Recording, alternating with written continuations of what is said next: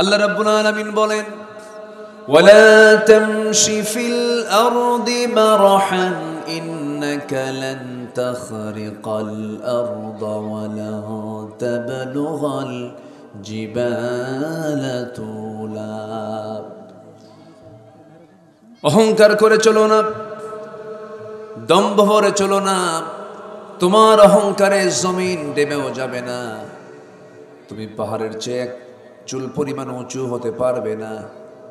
এই জন্য অহংকার কেউ করবে না। অহংকার না করে বান্দা কি করবে? সূরা ফুরকানের শেষ দিকে আল্লাহ রাব্বুল আলামিন বান্দাকে 16টা কাজ করতে বলেছেন, 17টা কাজ করতে বলেছেন। তিনি তার নিজের পরিচয় দিয়ে বান্দার পরিচয় উপস্থাপন করেছেন। তিনি বলছেন বান্দারা কেমন হবে, আমার যেন অনুগত বান্দা তারা কি হবে। এর 1 নম্বর গুণ হবে বান্দাগুলো অহংকারী না হয়ে তারা হবে বিনয়ী। কি হবে বলেন? বিনয়ী হবে। ওয়া ইবাদুর রহমান আল্লাযীনা ইয়ামশুনা আলাল আরদি হাওনা ওয়া ইযা খাতাবাহুমুল জাহিলুনা ক্বালু সালামা।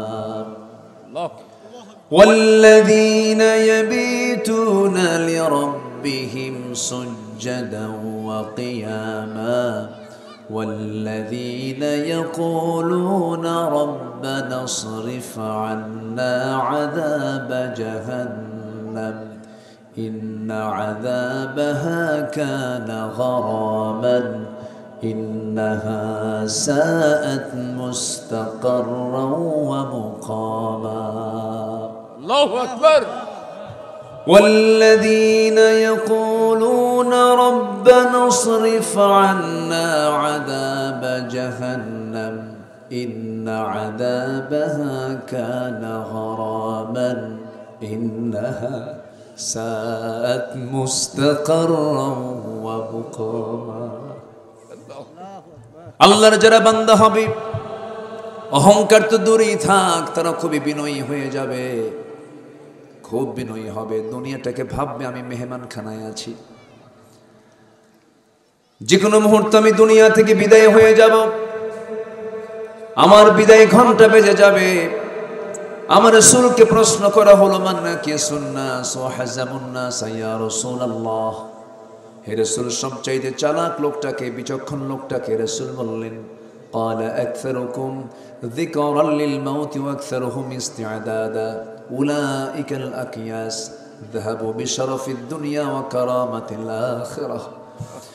আমার রাসূল বলেছেন ওই লোকটাই সবচাইতে বেশি চালাক, যে লোকটা বেশি করে মৃত্যুর কথা স্মরণ করে গুনতে থাকে আমি কোন দিন দুনিয়া থেকে বিদায় হয়ে যাব, এমন চিন্তা যে লালন করতে পারে। দুনিয়াতে তার মর্যাদা বেড়ে যাবে, আখিরাতে সেই নাজাত প্রাপ্ত হয়ে যাবে। জোরে বলে সুবহানাল্লাহ।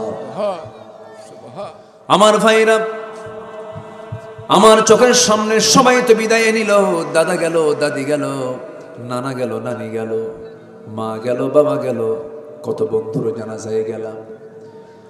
আমার এক বন্ধু ছিলেন এই বগুড়ার দুপচাচিয়া বাড়ি, সুন্দর কণ্ঠ ছিল, সুন্দর আজান দিত, জাতীয় পর্যায়ে ফার্স্ট হয়েছিল। আমার খুব প্রিয় বন্ধু, দুপচাচিয়া বাড়ি। আমি জানতাম না সে মারা গেছে।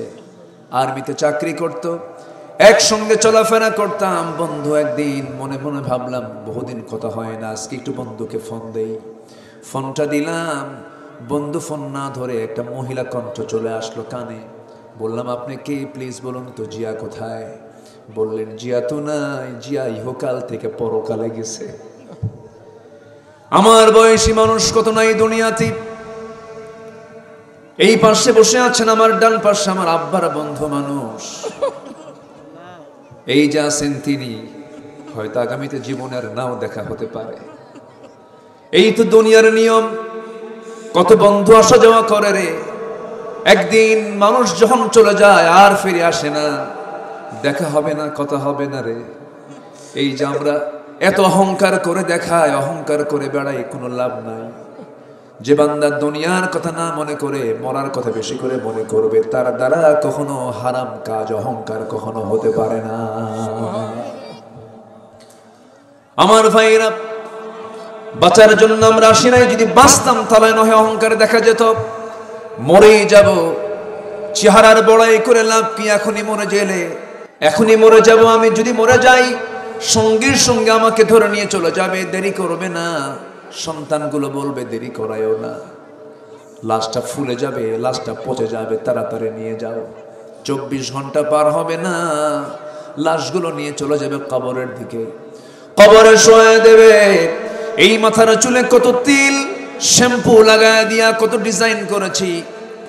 চলে গেছে সেলুনে, এই সেলুন পছন্দ হয়নি, চলে গেছে আরেক সেলুনে, এই ডিজাইনটা করো।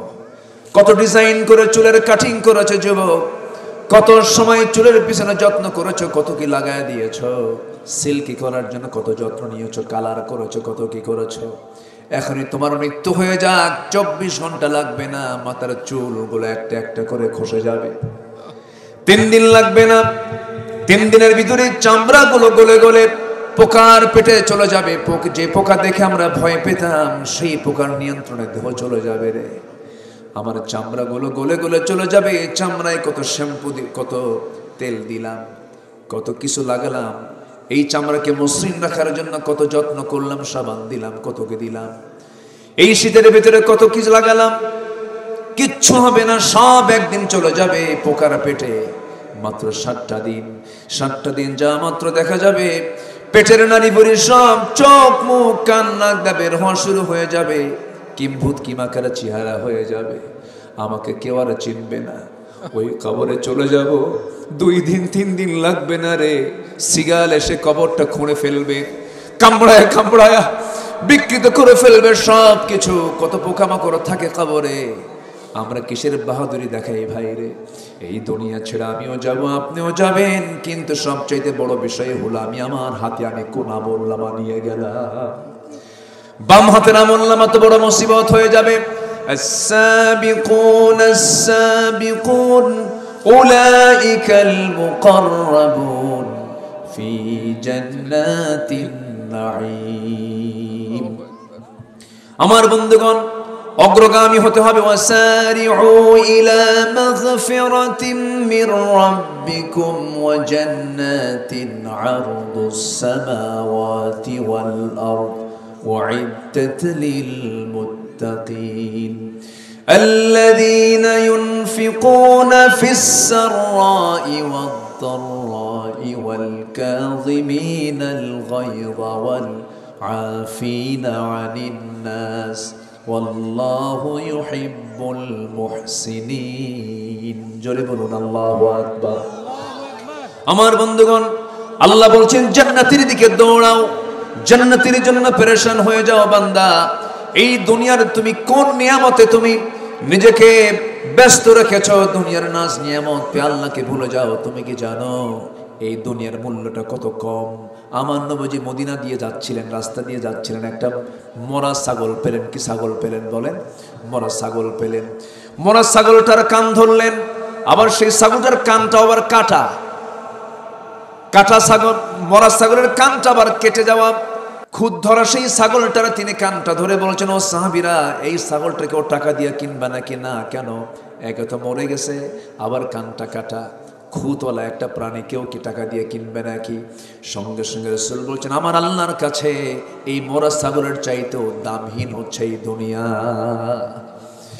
আমার বন্ধুগণ, এই দুনিয়ার জন্য আমরা এত অস্থির, এত পাগল পারা হয়ে গেলাম। দুনিয়া ছেড়ে সবাই চলে যাব রে। কিন্তু এখন বড় প্রশ্ন হলো, আমার আমলনামার কি হবে? ডান হাতে আমলনামা নিয়ে আমাকে যেতে হবে আল্লাহর সামনে। আমরা লজ্জা নিয়ে হাজির হব না সম্মান নিয়ে হাজির হতে চাই? বলেন, লজ্জা না সম্মান? লজ্জা না সম্মান? এই জন্য সম্মান রক্ষা করার দরকার আছে না নাই? আল্লাহ আমাকে বললেন 5 ওয়াক্ত নামাজ পড়ো, আমরা নামাজের ধারে ধারলাম না। অথচ আকাশের নিচে আমরা থাকি। কার আকাশ? আসতে বলবেন না, কার আকাশ? জমিনের উপরে থেকে জমিনটা কার? এই জমিনটা নড়াচড়া করা দিতে পারেন তিনি আমার কে? এই জমিন তো থাকবে না রে ভাই। আল্লাহ রাব্বুল আলামিন বলেন, ইযা যুলজিলাতিল আরদু জিলজালাহা ওয়া আখরাজাতিল আরদু আথকালাহা ওয়া ক্বালাল ইনসানু মা লাহা। জমিন প্রকম্পিত হবে, জমিন তার ভিতরে রেখে দেওয়া সব কিছু বের করে দেবে। আবার আকাশ নিয়ে আল্লাহ বলছেন ইদাস সামাউ ফাতারাত ওয়া ইদাল কাওয়াকিবু ইনতাসারাত ওয়া ইদাল বিহারু ফুজ্জিরাত ওয়া ইদাল কুবুরু বু'সিরাত আলিমাত নাফসুম মা কদ্দামাত ওয়া আখারাত। আসমান ফেটে ফেটে পড়বে। আমার রাসূল বলেছেন যদি কেউ কিয়ামতের দৃশ্য যদি দেখতে চায় সেজন্য তাকবীর পড়ে, ইনশিকাক পড়ে, সূরা ইনফিতার পড়ে, ইদাশ শামসু কুব্বিরাত ওয়া ইদান নুজুমু কাদারাত ইদাস সামাউ ফাতারাত ওয়া ইদাল কাওয়াকিবু ইনতাসারাত ইদাস সামাউ শাক্কাত ওয়া আযিনাত লিরাব্বিহা ওয়া হুক্কাত। আমার ভাইরা, এই সমস্ত সূরাগুলো আমরা পড়ব, জানার চেষ্টা করব। পরকালের ভয় ছাড়া মানুষ কখনো ভালো হতে পারে না। মানুষ ভালো হবে দুনিয়ার ভয়ে না আখিরাতের ভয়ে। হাসতে বলবেন না, কার ভয়ে ভাই? আখিরাতের ভয়ে। জান্নাত সময় মরার পরে জান্নাত অথবা জাহান্নাম। আমরা বলুন তো, সবাই মিলে বলুন তো, আমরা জান্নাত পেতে চাই না জাহান্নাম পেতে চাই? বলেন বলেন। কিন্তু আপনি টিকিট কেটেছেন কুড়িগ্রামের, আপনি যাবেন ঢাকায়, টিকিট কাটা আছে কুড়িগ্রামের। কখনো হাজারো চেষ্টা করে কি আপনি ঢাকা যেতে পারবেন নাকি? পারবেন না। টিকিট কাটবেন যেখানে, সেখানে তো আপনাকে যেতে হবে। নামাজ পড়ি না, এটা আমার জন্য জাহান্নামের কাজ হয়ে গেল। মিথ্যা কথা বলি, জাহান্নামের কাজ হলো। মিথ্যা সাক্ষী দেই, জাহান্নামের কাজ হলো। বনের সম্পত্তি মেরে খাই, জাহান্নামের কাজ হয়ে গেল।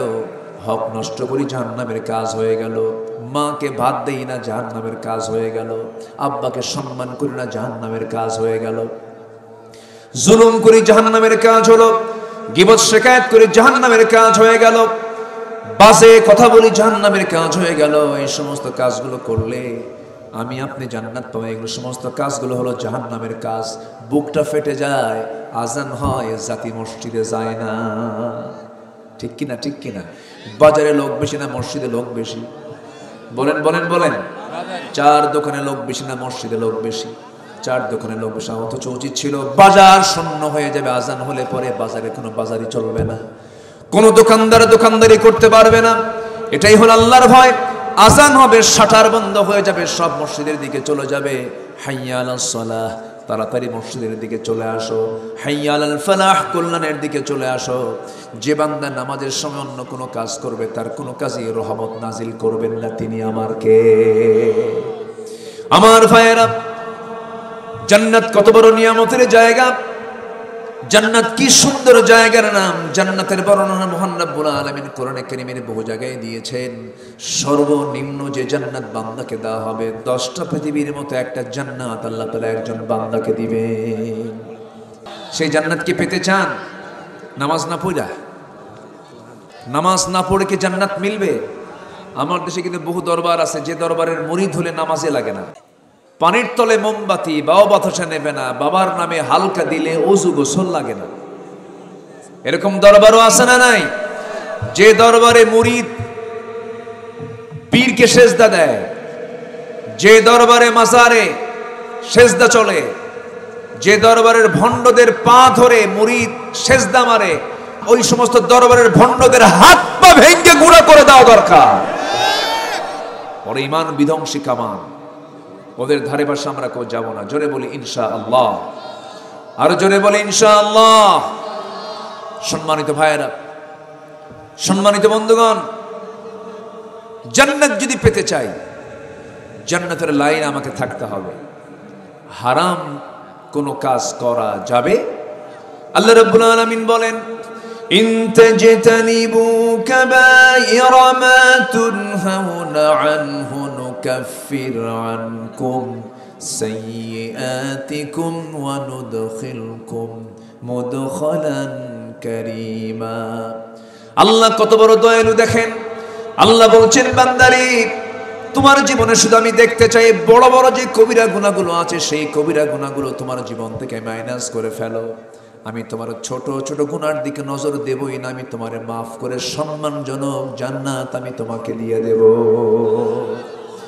তাহলে শর্ত হলো, সবচেয়ে বড় চ্যালেঞ্জ হলো কবিরা গুনাহগুলো ছাড়তে হবে। যারা কবিরা গুনাহগুলো বহাল রেখে যারা নফল নামাজ নিয়ে নফল পিছনে পাড়াপাড়ি করেন, তাদের অবস্থা হলো মাথায় টুপি দিয়া লুঙ্গি না পরার মতো। মাথায় টুপি দিয়ে কি লুঙ্গি না পরার মতো। টুপি আগে দরকার না লুঙ্গি আগে দরকার? কি আগে দরকার? লুঙ্গি আগে দরকার। আগে ফরজ। ফরজ লুঙ্গি তো কোনো গুনাহ করা যাবে না, বড় বড় গুনাহগুলোকে আগে ছাড়তে হবে। সাহাবে কেরাম বললেন, ইয়া রাসূলুল্লাহ, বড় বড় কবিরা গুনাহগুলো কি?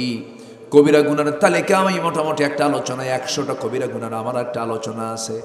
আমি আজকে এতগুলো লম্বা সময় পাবো না। তবে রাসূলকে প্রশ্ন করা হলো, আমার নবীজি বললেন, সাহাবী, আলা উনাব্বিউকুম বিআকবারিল কাবাইর, আমি কি তোমাদেরকে বড় বড় কবিরা গুনার কথা বলবো নাকি? সাহাবে কেরাম বলছেন, নাম ইয়া রাসূলুল্লাহ।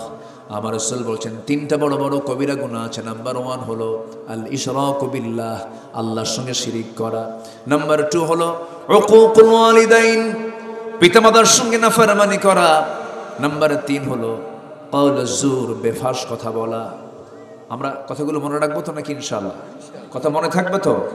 মূল বিষয় কিন্তু এখন আলোচনা করছি, একটু মূল বিষয় কথাগুলো শুনি। বড় বড় কবিরা গুনার মধ্যে 3টাই বড় কবিরা গুনাহ বলেছেন মুহাম্মদ সাল্লাল্লাহু আলাইহি ওয়াসাল্লাম। 1 নম্বর কবিরা গুনাহ হলো শিরকের গুনাহ। শিরকের কাছে আমরা যাব না, জোরে বলি ইনশাআল্লাহ, আরো জোরে বলি ইনশাআল্লাহ।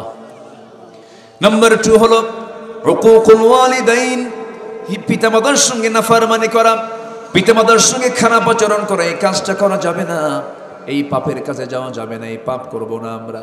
আমার বন্ধুগণ, দুনিয়াতে আমাদের দেশে হাজার হাজার ফ্যামিলি আছে, সন্তান মাকে ভাত দেয় না, সন্তান বাপকে ভাত দেয় না। এরকম সন্তান বুঝি রামেশ্বরপুর, গাবতলী, বগুড়ায় না? আসতে বলে আসে না? নাই। নিজের সন্তান, পেটের সন্তান মাকে খুন করে, বাবাকে খুন করে, আসে না? নাই। কেন? কেন? এর কারণটা কি? এর মূল কারণ হলো দ্বীনের জ্ঞান থেকে আজকের জাতিকে বঞ্চিত করা হয়েছে। আজকে যদি আমার দেশে যদি প্রকৃত কোরআন শিক্ষার যদি চর্চা থাকতো, এডুকেশন, মিনিস্ট্রি অফ এডুকেশন থেকে জাতির অধিকাংশ নাগরিক তার কোরআন সহি করে পড়া শিখত, সেই চেষ্টা নাই, সেই চেষ্টা করা হয়নি।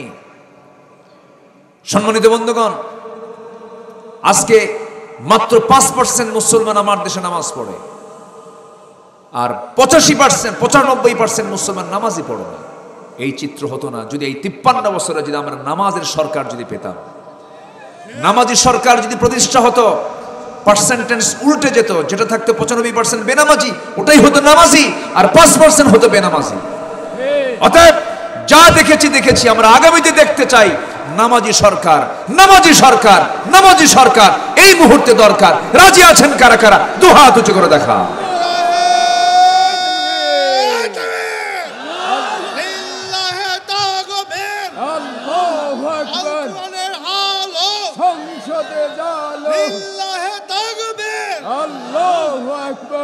আল্লাহ কবুল করুন, জোরে বলি আমিন, আরো জোরে আমিন। কষ্ট দিচ্ছে আপনাদের? সম্মানিত ভাইয়েরা, বাপ মার সঙ্গে বেয়াদবি করা যাবে না, এটা একটা লক্ষণীয়। সমাজে চরম এটার পদস্খলন হচ্ছে, চরম অবক্ষয় হচ্ছে এই বিষয়টা। বাপ মা এটা বোঝার মতো মনে হচ্ছে আজকের সমাজে, অথচ পৃথিবীতে সবচাইতে বেশি সম্মান পাওয়ার মানুষ 2 জন। কে বলেন? মা বাবা। এই 2 জন হচ্ছে পৃথিবীতে সম্মান পাওয়ার সবচাইতে বেশি অগ্রগণ্য তারা। আপনি কি জানেন আপনার জান্নাতের সিগন্যাল আসবে হলো মার কাছ থেকে, জান্নাতের সিগন্যাল আসবে হচ্ছে বাবার কাছ থেকে। হুমা জান্নাতুকা ওয়া নারুকা, তারা 2 জন হচ্ছে তোমার জান্নাত, 2 জন হচ্ছে তোমার জাহান্নাম। তারা যদি খুশি হয় আল্লাহ তোমাকে জান্নাত দিয়ে দিবে। জোরে বলি সুবহানাল্লাহ। এবং বাপ মাকে কেমন করে সেবা করতে হবে আল্লাহ তাআলা একটা আয়াত দিয়েছেন, যে আয়াতের কোনো ব্যাখ্যা লাগবে না, আয়াতটাই ব্যাখ্যা করে দিয়েছেন। আল্লাহ রাব্বুল আলামিন বলেন, ইম্মা ইয়াবলুগান্না ইনদাকাল কিবরা আহাদুহুমা আও কিলাহুমা ফালা তাকুল লাহুমা উফফিন ওয়ালা তানহারহুমা وقل لهما কওলান কারীমা। জোরে বলুন আল্লাহু আকবার। যখন তোমার মা অথবা বাবা দুজনের একজন যখন বার্ধক্যে উপনীত হয়ে যাবে, সেই সময় তোমরা তাদের সঙ্গে যখন কথা বলতে যাবে, মা যখন বুড়া হয়ে যায়, বাবা যখন বুড়া হয়ে যায়, শিশুর মতো হয়ে যায়, যদি পারেন মা যখন বুড়ি হয়ে গেছে পাশে গিয়ে বসবেন, চকলেট নিয়ে যাবেন, কিছু ফলমূল নিয়ে যাবেন, মার চোখের সামনে বসবেন, প্রয়োজনে মাকে সুন্দর করে মার সঙ্গে খেলবেন, মাকে কোলের মধ্যে নিবেন, মার কপালে চুমুকে দিবেন, মাকে কোলে নিয়ে বলবে, মা তুমি আমাকে ছোট্টবেলায় যেমন করে কোলে নিয়েছো, আজকে কোলে নিয়ে তোমার একটু বদলা নিতে চাই, একটু হক আদায় করতে চাই মা। আমার মা কিন্তু কোনো কিছু চান না। বউ যা চায়, সন্তান যা চায়, ভাই যা চায়, আত্মীয় যা চায়, সবাই যা চায়, মার চাওয়াটা সম্পূর্ণ ভিন্ন। মা শুধু চান সন্তানের মুখের একটু মুস্কি মুস্কি হাসি। আমার বন্ধুগণ, কিন্তু এটার চরম আজকে সংকট চলছে। এই নাটোরে আমার মাহফিল ছিল গত বছর। একটা বৃদ্ধা মা আমার কাছে চিঠি লিখেছেন, হুজুর আমার বয়স 72 বছর, একটা মেয়েকে বিয়ে দিয়েছি, তিনটা ছেলেই বিয়ে করেছে, তিনটার ঘর আমার ঘরের চতুর্পাশে। আমি 72 বছর বয়সে একা একা রান্না করে খাই। আমার তিনটা ছেলের বউরা রান্না বান্না করে, সেই রান্নার গন্ধগুলো আমার নাকে এসে ধাক্কা খায়। আমার এই বুড়া বয়সে একা রান্না করতে হয়, হুজুর আমার ছেলেগুলোর জন্য একটু দোয়া করবেন, তাদের মনটা যেন নরম হয়। আমার ভাইয়েরা, অথচ ওই মা যখন এই সন্তান তিনটা যখন ছোট ছিল, এক হাঁড়িতে 3 সন্তানকে এক হাঁড়িতে খাওয়া দিয়েছেন, কোনো ক্যাসাল লাগে না, কোনো ঝামেলা হয় নাই। কিন্তু আমার মা যখন বুড়ো হয়ে গেল, 3 সন্তান পৃথক হয়ে গেল, মার রান্না একাই করে খেতে হয়। পোড়া কপাল এগুলো, সন্তানগুলো পোড়া কপাল এগুলো। আমি একটা প্রশ্ন করব, বলুন তো, মা বড় না বউ বড়? ভালো করে খাবেন। মা বড় না বউ বড়? মাহফিলে মা বড়, বাড়িতে বউ বড়। তাই তো মাহফিলে মা বড়, বাড়িতে বউ বড় হয়ে যায়। বউয়ের সম্মান বউয়ের কাছে, মার সম্মান মায়ের কাছে। স্ত্রীর সামনে মাকে কখনো খাটো করে কথা বলবেন না, আবার মার সামনে স্ত্রীকে কখনো খাটো করে কথা বলবেন না। দুজনকে সুন্দর করে সম্মান দিয়ে কথা বলবেন। বউটারও কিন্তু দাম আছে। বউয়ের দাম আছে না নাই বলেন? অবশ্যই আছে। সম্মান দিয়ে দুজনকে কথা বলবেন আপনি। কিন্তু মার সমকক্ষ কোনো মানুষ পৃথিবী তার দ্বিতীয়টা হতে পারে না। আমার ভাইয়েরা, আমার বন্ধুগণ, এই মার সাথে এত নাফরমানি করার মূল কারণ হলো দ্বীনি শিক্ষাগুলো না থাকা। আমি একটা চ্যালেঞ্জ দেব, আমার দেশও বৃদ্ধাশ্রম গড়ে উঠেছে, গোটা দুনিয়াতে বৃদ্ধাশ্রম আছে। অনেক বুড়া মানুষগুলো সেই জায়গায় খুঁজে পাওয়া যায়। বড় বড় অফিসারের বাবা, বড় বড় অফিসারের মা সেখানে পাওয়া যায়। কিন্তু আল্লাহর কসম করে বলবো, পৃথিবীর কোথাও আপনি পাবেন না একটা আলেম, একটা হাফেজের বাপ মা বৃদ্ধাশ্রমে খুঁজে পাওয়া যাবে। কোথাও পাবেন না আপনি। কেন? আপনার সন্তানের সিনার মধ্যে ঢুকিয়ে দেওয়া হয়েছে কি? কোরআন থেকে ঢুকিয়ে দেওয়া হয়েছে। সম্মানিত ভাইয়েরা, 3টা অপরাধ হলো সবচেয়ে বড় গুনাহ। 3টা বড় গুনাহ। 1 নাম্বার হলো শিরিক করা। 1 নাম্বার কি করা বলেন? নাম্বার 2 হলো বাপ মার সঙ্গে খারাপ আচরণ করা। আমরা সুন্দর আচরণ করব। জোরে বলি ইনশাআল্লাহ, জোরে বলি ইনশাআল্লাহ। নাম্বার 3 হলো কাউলুজ জুর, বাজে কথা বলা, বেফাস কথাবার্তা বলা, মুখে যা আসে তাই বলা। ইমানদারের জবান হবে হলো জমির দলিল লেখকের মতো। জমির দলিল লেখক যেমন দলিল করার সময় বারবার দেখে আমার কোনো ভুল হচ্ছে কিনা, ইমানদার যখন কথা বলতে যাবে বারবার চিন্তা করবে আমার কথাটা ঠিক হচ্ছে কিনা। কিন্তু আজকে ইমানদারের জবান থেকে অনেক বেফাস কথা বের হয়। আমার দেশে দেখেন না কি কথা, আল্লাহ, যা শুনছি 16 বছর। একজন তো প্রায়ই বলতো খেলা হবে, বলতো না খেলা হবে শব্দটা এত বাজে একটা কথা, এত বাজে কথা। ওই ওয়েটফুল প্লেস থেকে এই জাতীয় কথা অনাকাঙ্ক্ষিত, অপ্রত্যাশিত এই জাতীয় কথা কখনো মানানসই হতে পারে না। সম্মানিত ভাইয়েরা, বলল খেলা হবে, কই তারা? কই ফেরেশতারা তো চতুর্থ আসমানে চলে গেছে মনে হয়। কত কি করেছে আমাদের সাথে, কি করে নাই বলেন। এই মঞ্চে ডান পাশে বাম পাশে লোকগুলো চাপাচাপি করে বসে কয়, হুজুর সাবধানে ওয়াজ করেন, কিরামন কাতিবিন কিন্তু বসে আছে, কথা বলতে দেয়নি আমাদের। মঞ্চ থেকে বক্তাকে ধরে নিয়ে জেলখানায় ঢুকায় দিয়েছে। আমাকে যে কতবার ধরছে তার হিসাবই নাই। এই বগুড়ার জেলখানায় আমি ছিলাম 2018 সাল, কোনো দোষ নাই। আমারে ধরে আনছে, ধরে নিয়ে এসে থানায় জমা দিয়া ওসি সাহেবের সামনে বসায় রাখছে। ওসি সাহেব বলে, হুজুর আমি আপনার খুব ভক্ত, আমি কাঁদতেছি আপনার জন্য। তো কান্দেন তো, ধরে নিয়ে আসছেন কেন? বলে, হুজুর উপায় নাই, আমি আপনার ওয়াজ শুনি, আমার বউ ওয়াজ শুনি, আমার গোটাল পরিবার আপনার ভক্ত, কিন্তু হুজুর কি করবেন, চাকরি বাঁচান তো ফরজ। বললাম, ইমান বাঁচান তো নফল। মামলা খান দিয়া জেলখানায় পাঠায় দিল। জেলখানায় ঢুকলাম, এক মুরব্বী বাবাজির সঙ্গে প্রথম দেখা। লম্বা একখান সালাম দিয়ে বলে, বাবাজি আপনি জেলখানায়, আপনি জেলখানায় ঢুকলেন? খুব খুশি হয়েছি। তো বললাম, ঢুকলাম জেলখানায় আমি, আপনি খুশি হলেন কেন? কে বাবাজি ওয়াজ শুনতে যাই, অনেক দূর থেকে ওয়াজ শুনি, মোসাফা করতে পারি না, কথাবার্তা বলতে পারি না, মনের কথাগুলো হয় না, তো আপনি ঢুকছেন, ভালো থাকেন। কি কথা কি বুঝতেছেন? পরে বললাম, চাচা আপনার মামলা কি এই বুড়া বয়সে? বলে যে আমি নাকি বোমা হামলা করছি। বোমা হামলা? 85 বছরের চাচার নামে বোমা হামলার মামলা? মানে 85 বছর বয়সে যদি কোনো বৃদ্ধ মানুষ যদি বোমা হাতে নিয়ে মারতে যায়, মার কি অন্য জায়গায় পড়বে না নিজের মাথায় পড়বে? এই হচ্ছে সিচুয়েশন। অনেক কিছু করেছে তারা, পাপ পাপে পাপে ভার হয়ে গেছে, জমিন তাদের জন্য উপযুক্ত হয়ে পড়েছে। ফেরাউন পৃথিবীতে বেঁচে ছিল 1600 বছর, এরা ছিল 16 বছর। সংখ্যার কি মিল দেখছেন? ওটা ছিল পুরুষ ফেরাউন, এটা হলো লেডিস ফেরাউন, ঠিক কিনা? আল্লামা সাইদির মতো মানুষকে কি করে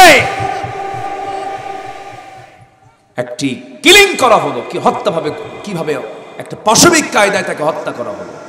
সুস্থ মানুষকে জেলখানা থেকে ধরে নিয়ে বেডে তাকে শোয়ায় রেখে জেলখানায় পয়জনিং করে, বিষ প্রয়োগ করে তাকে হত্যা করা হয়েছে। তাফসীর মাহফিলের এই প্ল্যাটফর্ম থেকে জানান দিতে চাই, অবিলম্বে ওই সমস্ত খুনিদেরকে ধরে দৃষ্টান্তমূলক শাস্তি দেওয়া হোক। রাজি আছেন কারা কারা? হাত উঁচু করে দেখান মুসলমান।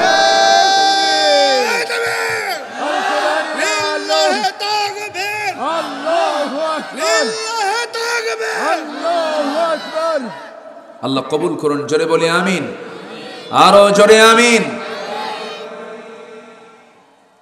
সম্মানিত ভাইয়েরা, আমাদের মূল টার্গেট হলো ইহকাল না পরকাল?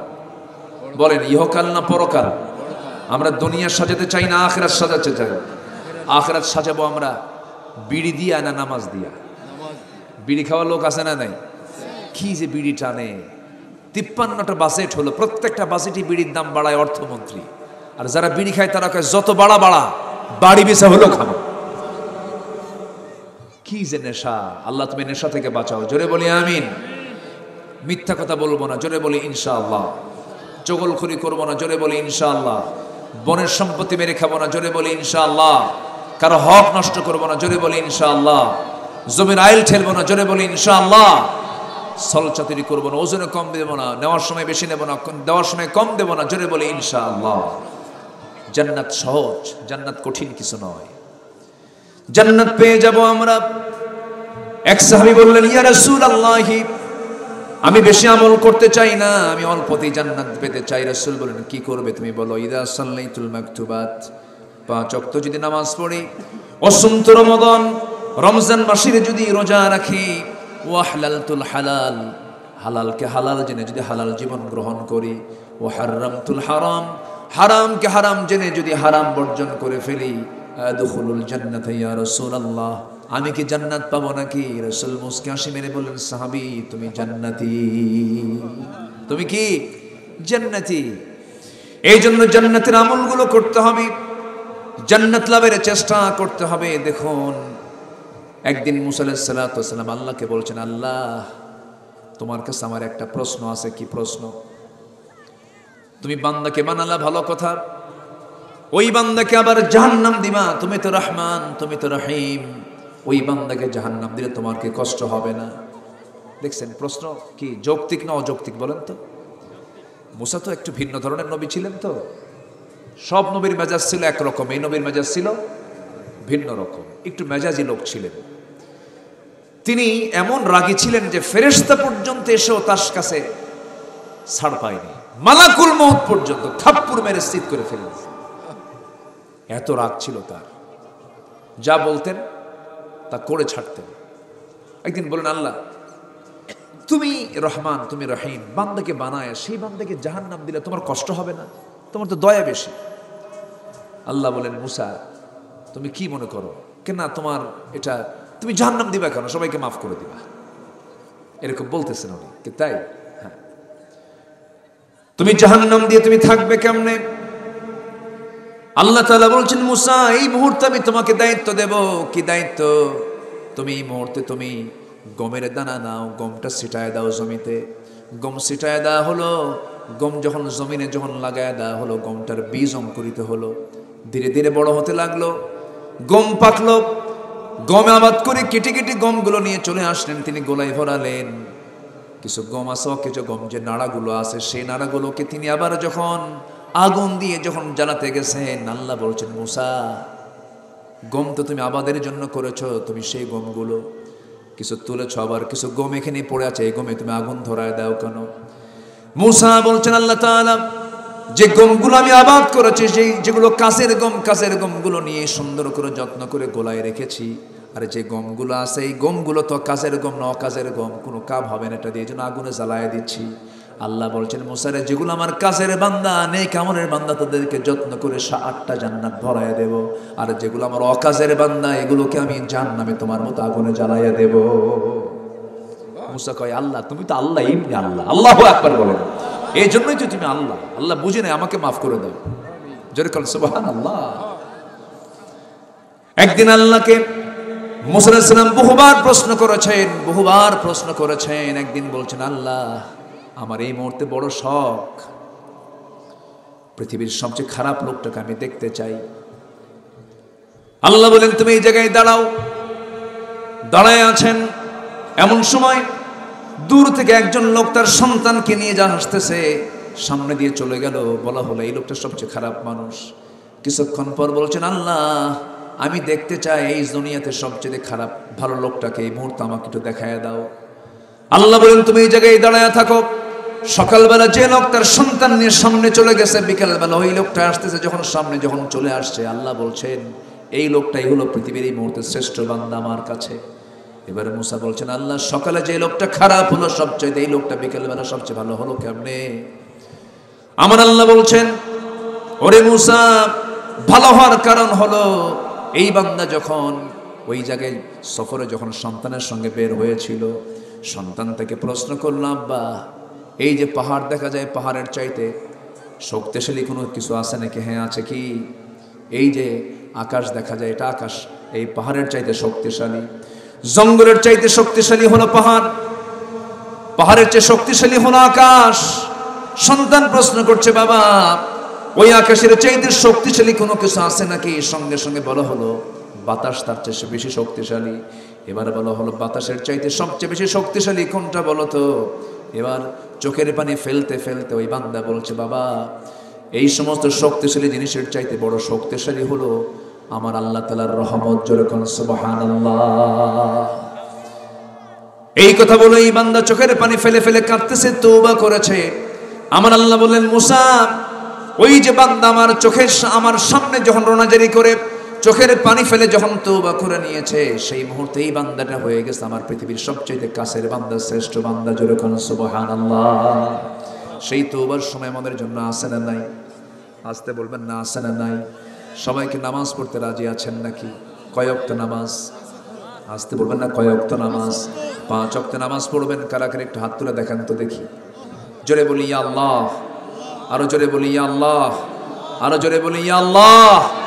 আমাদেরকে 5 ওয়াক্ত সালাত আদায় করার তৌফিক তুমি আল্লাহ দিয়া দাও। জোরে বলি আমিন, আরো জোরে আমিন। নামাজ হবে তো? যুবকরা তোমরা সমাজের পরিবর্তন করেছো, চেঞ্জ এনেছো, তোমার গ্রামকে তুমি সাজাও। আমি সব জায়গায় এই কথাগুলো বলতেছি, একদম টেকনাফ থেকে তেতুলিয়া, রূপসা থেকে পাথরিয়া, সুন্দরবন থেকে বান্দরবন। যুবকরা তোমরা 64,000 গ্রামকে টার্গেট করো, তোমার গ্রামকে তুমি মাথায় নিয়ে নাও। তোমার গ্রামে কে নামাজ পড়ে আর কে নামাজ পড়ে না, যারা নামাজ পড়ে না তাদেরকে তুমি তালিকা করো, তাদের বাড়িতে দাওয়াতি কার্যক্রম নিয়ে চলে যাও। একবার বলো, দুবার বলো, বলতে বলতে আমি আল্লাহর কসম করে বলি সবাই নামাজ ধরবে ইনশাআল্লাহ। বলেন, তোমার গ্রামে কোন ঘর থেকে আপত্তিকর পোশাক পরে কোন নারী বের হয়, তুমি সেই বাড়ির মালিকের কাছে যাও, গার্জিয়ানের কাছে গিয়ে বলো, মুরব্বী আপনার ঘর থেকে আপত্তিকর পোশাক পরে কিছু মহিলা বের হয়। আমরা যুবক, আমাদের চোখের গুনাহ হয়, আমাদের সমস্যা হয়, আমাদের যৌবন আছে, আমাদের গুনাহ হয়। আপনার মেয়েকে আপনি বোরকা ছাড়া বের হতে দিবেন না। এরকম করে তুমি টার্গেট করো। তোমার গ্রামের মুরব্বী মাতব্বর, যে গ্রাম চালায়, যে গ্রামের শাসনগুলো করে, সে নামাজ পড়ে না, তাকে আস্তে করে তার পাশে গিয়ে তোমরা বসো, বসে বলো, চাচা আপনার মাতব্বরি আমরা শুনি, আপনার মাতব্বরি আমরা দেখি, আমল করি, শুনি। আপনি যদি নামাজ না পড়েন তাহলে এটা কেমন হলো, উল্টা পাল্টা হলো। আপনি নামাজটা ধরুন, নামাজটা পড়ুন। উনি যদি নামাজ পড়েন ভালো কথা, আবার বলবেন। যদি নামাজ না পড়ে আবার বলবেন। একদম যদি বলি ফেলে নামাজ পড়বো না, ওই সমস্ত বেনামাজি মাতব্বরের নেতৃত্ব চলবে না, ঠিক কিনা? যে আল্লাহকে ফাঁকি দেয় সে জনগণকে ফাঁকি দেয়। সম্মানিত ভাইয়েরা, গ্রামের মসজিদের কোন সভাপতি, সেক্রেটারি পদে যদি, ক্যাশিয়ারের পদে যদি সুদখোর, মদখোর, বেনামাজি, লম্পট, চরিত্রহীন লোক যদি থাকে, এখন ঘাড় ধাক্কা দিয়ে মসজিদ থেকে বের করে দেয়, ঠিক কিনা? মসজিদের দায়িত্ব পালন করবে গ্রামের সবচেয়ে বুজুর্গ লোকটা, মসজিদের দায়িত্ব পালন করবে, ঠিক কিনা বলেন?